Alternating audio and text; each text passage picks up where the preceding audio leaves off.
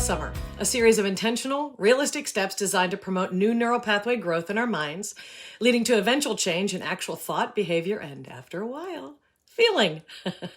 As we follow the principles we've been laying out in Shift to see it, hear it, ink it, feel it, and think it, the process is sending new information through our brain over and over, actually rewiring it, creating new pathways and changing us slowly from the inside out. In doing this kind of deep heart and mind work with people over 3 decades in the sanctuary of a counseling office, I have seen people literally move from I am lesser and I'm a loser to I'm valuable. From I can't fly on airplanes because my anxiety is too fierce to I can manage my anxiety, and he subsequently flew on airplanes. From sex is for my husband only to sex is for me. And similarly, I don't want or need sex to I'm a sexual being and enjoy being sexual. From I cannot tolerate my in-laws to my in-laws are not so bad. From I hate my mom to my mom is pitiful and worthy of empathy.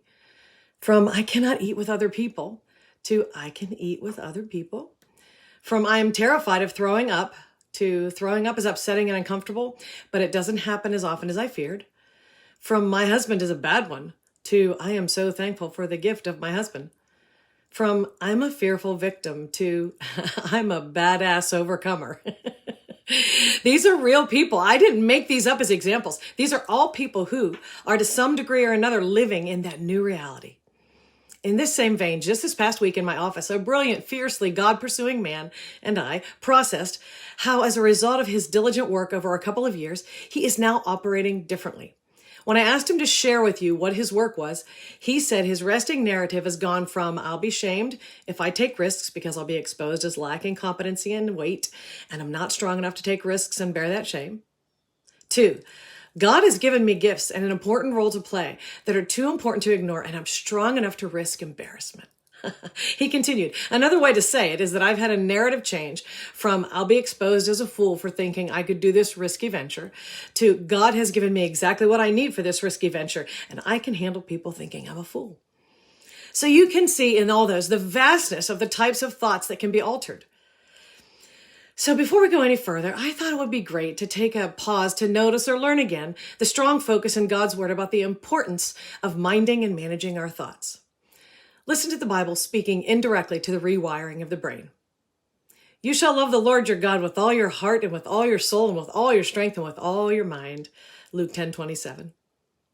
We demolish arguments and everything that sets itself up against the knowledge of God, and we take captive every thought to make it obedient to Christ. 2 Corinthians 10:5. Finally, brethren, whatever is true, whatever is honorable, whatever is right, whatever is pure, whatever is lovely, whatever is of good repute, if there is any excellence, and if anything worthy of praise, dwell on these things. Philippians 4:8.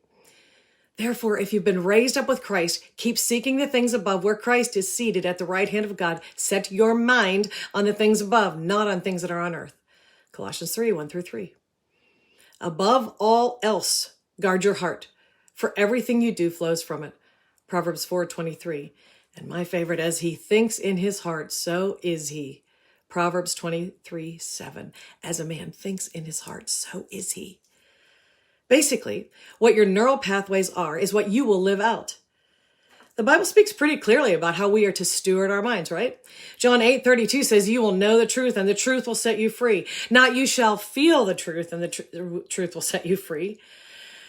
So here we go. I'm praying for you as you are inch by inch, bit by bit, being set free from old negative ways of thinking to new life-giving ones. Keep going.